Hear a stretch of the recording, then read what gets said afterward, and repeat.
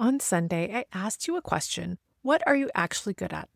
Not your job title, not your to-do list. If you sat with that question and actually had an answer, that's incredible. But if it stumped you, if you're still sitting there a few days later without a clear answer, that's exactly why this episode exists.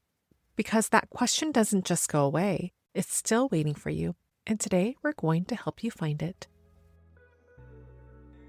Hello and welcome to the Mindful Midlife Mom, helping mentally exhausted moms carrying the weight of raising kids and caring for aging parents find calm in the chaos and reclaim themselves while caring for everyone else. I'm your host, Valerie. I'm a mom of two living with my mom part-time as we take care of my aging father. I'm also a mindfulness enthusiast, navigating the crazy life changes of midlife. Midlife has a way of making you question your value. Maybe it's because you've been taking care of everyone around you, at home and at work. Maybe work hasn't felt as challenging lately, and you're starting to notice how AI can already do some of the work you once took pride in. Whether your role is making you feel invisible or the shift toward technology has you wondering if you're becoming obsolete, you're thinking about starting over or making a pivot. But something is holding you back. You're not sure what your strengths are. And without that, it's hard to know how to move forward. On Sunday, I shared how taking a Gallup's CliftonStrengths Assessment was exactly what helped me believe in myself again and gave me the confidence to move forward with my own career pivot. If you haven't listened to Sunday's episode yet, no worries, you can keep listening here, but you might want to go back after this one to hear how the lowest point in my career forced me to rediscover my natural talents and strengths. But knowing your strengths is one part of the formula for success in a midlife pivot. The other, crystallized intelligence. Crystallized intelligence is a well-established concept in cognitive psychology. It's the idea that your accumulated knowledge and skill doesn't fade with age, it builds. Unlike fluid intelligence, the kind of fast, on-the-spot problem-solving that tends to peak in your 20s and 30s, crystallized intelligence is built from accumulated knowledge, vocabulary, and life experience. And study after study shows it doesn't decline with age. In many areas, it continues to increase well into your 50s, 60s, and beyond. Let's take a moment to let that sink in. The specific kind of intelligence that comes from decades of lived experience, reading people, managing crises, knowing what actually works versus what just sounds good, that's not fading as you get older. It's one of the only things about you that keeps you getting stronger. This is the opposite of what midlife tells us to believe.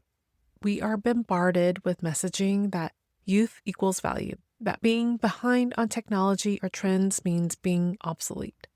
But the research says something different.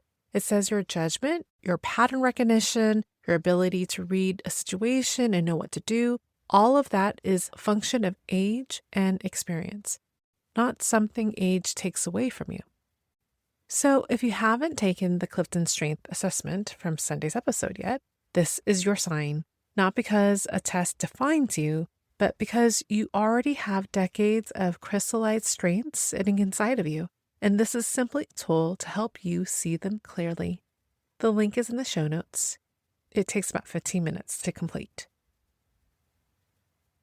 And if you already have taken it, if your results are sitting in an inbox or your browser tab, here's exactly what I would do with the results next. Your CliftonStrengths results are a starting point, not a finish line. A list of your 5 strengths on page doesn't mean much until you connect them to your actual life. That's where AI becomes genuinely useful as a thinking partner, not telling you what job to get, but to help you see your own strengths in action. So here's the prompt that I would like you to copy and paste into your favorite LLM like ChatGPT, Claude, Gemini, whichever AI tool you use. Here's the prompt. Here are my top 5 CliftonStrengths. List their results. I'd love for your help understanding these more deeply. For each strength, can you explain what it really means and ask me questions to help me see how it already shows up in my own life and at work, at home, in caregiving, anywhere? and help me recognize patterns I might not have noticed about myself. Let the conversation ask you questions. Let it help you connect dots between what the test says and what you actually live. This is where strengths stop being words on a page and start becoming something you can actually see in your own story. Whichever door you walk through today, taking a test for the first time or going deeper with the results you already have, let's anchor this the same way we did on Sunday. With that being said, let's anchor this moment with the affirmation as a reminder that you have natural talents, strengths, and well-lived experience that limiting thoughts can't take away, or technology that can replace your real-life experience and wisdom. I want you to find a comfortable position wherever you are. And if it's safe to do so or feels comfortable to you, you can slowly close your eyes or soften your gaze. Let's take a slow, deep breath in through your nose and let all the air out through your mouth. One more time, breathe in and release all the air out from your mouth. Letting go of any negativity that doesn't serve you.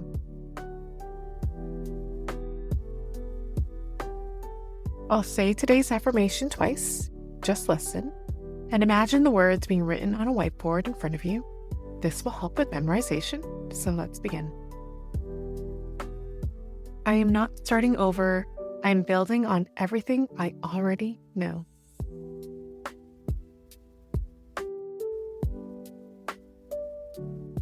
I am not starting over. I am building on everything I already know.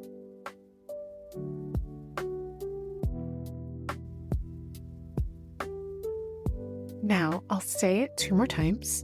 The first time, just listen, and the second time, you can say it loud to yourself so you can make a connection. I am not starting over. I am building on everything I already know.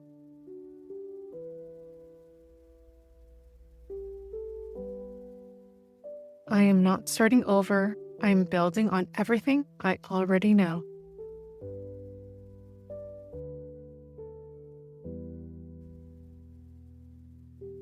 Now, I want you to visualize a specific moment where you experienced something that made you proud, something you figured out, an accomplishment, a promotion, something you earned in the past. That hasn't gone away. That happened, and now you're just building upon it. Visualize that moment in full color, and I'll repeat the affirmation again.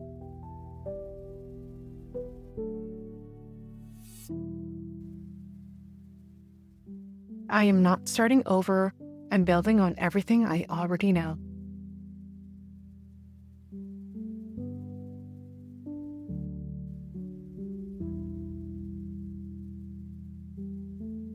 One last time. I am not starting over. I'm building on everything I already know.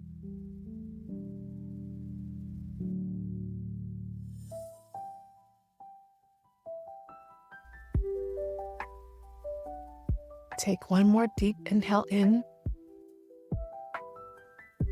and let all the air out. And when you're ready, it feels comfortable to you, place your hand over your heart to help seal this moment with self-love and care. Beautiful work. You're not starting from zero. Whether you're still discovering what you're good at or you're already deep in understanding it, every bit of that process is building on something you already have that's there. If you haven't taken the assessment yet, let this be the week you finally do. And if you have, open that AI conversation and see what you'll find. Either way, you're one step closer to seeing yourself clearly. Thank you for spending this time and space with me today. And most importantly, thank yourself, even in the middle of showing up for everyone else. You showed up for you.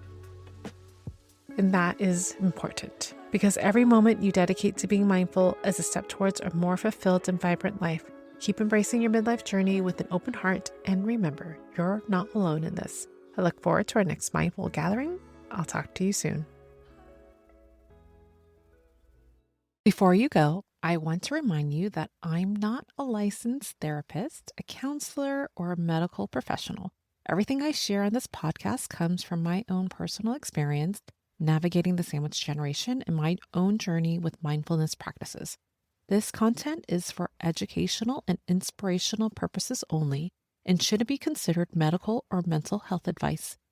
If you're experiencing persistent mental health symptoms, thoughts of self-harm, or anything that's significantly interfering with your daily life, please reach out to a qualified mental health professional or your healthcare provider. They can give you the proper support and guidance you deserve. I'm simply a friend sharing what's worked for me as I navigate the crazy life changes of midlife, hoping it might help you too. Trust your instincts and always prioritize getting professional help whenever you need it.